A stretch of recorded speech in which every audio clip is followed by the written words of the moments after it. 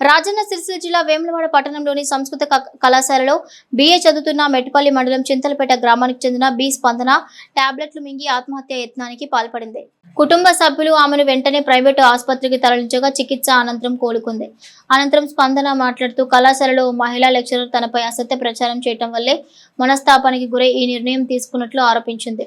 కుటుంబ సభ్యులు కూడా తమ కుమార్తె వేధింపులకు గురైందని ఈ ఘటనపై సమగ్ర విచారణ జరిపి బాధ్యులపై చర్యలు తీసుకోవాలని అధికారులను కోరుతున్నారు.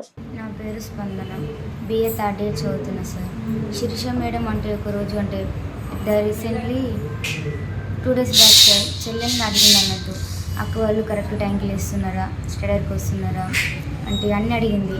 అడిగి అక్క వాళ్ళ మాట వినకండి, చెడ్డవాళ్ళు, డిగ్రీ సెకండ్ అక్క వాళ్ళ మాట చెప్పిన వినడని చెప్పిరట. అది మా చెల్లెలు వచ్చి మాకు చెప్పారు. అంటే మేడం అక్కకి ఇట్లా అన్నది అక్క అని చెప్తే, నన్ను ఎందుకు అట్లా అన్నది మా క్లాస్ వాళ్ళని అని నేను వాళ్ళతోనే అన్నా.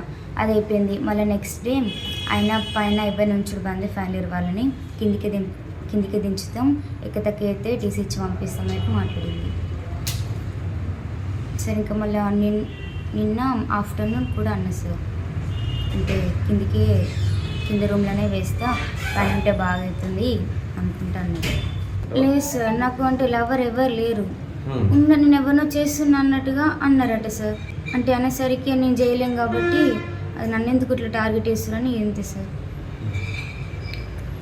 డోలో 4 టాబ్లెట్స్ వేసుకున్నాను. 8 మేడం పేరు శిరీష.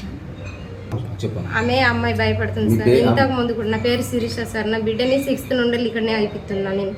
ఇప్పుడు ఆమె డిగ్రీ ఫైనల్ ఇయర్. ఆమెని ఇంతకుముందు పోయిన సంవత్సరం కూడా ఇట్లనే టార్గెట్ చేసి ఏడిపించిండ్రు. అయినా అనుకొని ఇంత చదువు కంప్లీట్ అయితే హైదరాబాద్కి వెళ్తుంది కదా, ఒక సంవత్సరం చదివిస్తే మొన్న 4 days బ్యాక్ బాగా ఏడిసింది. అమ్మ నేను చదువుకోను, నన్ను ఇట్లా బాగా ఇన్స్టాల్ చేస్తుర్రు, అవమానం పెడుతుండ్రు మేడం వాళ్ళు అని ఏడ్చుకుంటూ ఫోన్ చేసింది. ఫోన్ అని ఇస్తే మళ్ళీ తెల్లారి నేను తీసుకుపోతాను అత్త అంటే, అమ్మ రాకియా మంచిగా ఉన్నా అని అన్నది. మళ్ళీ నైటు టాబ్లెట్లు వేసుకుందట సార్.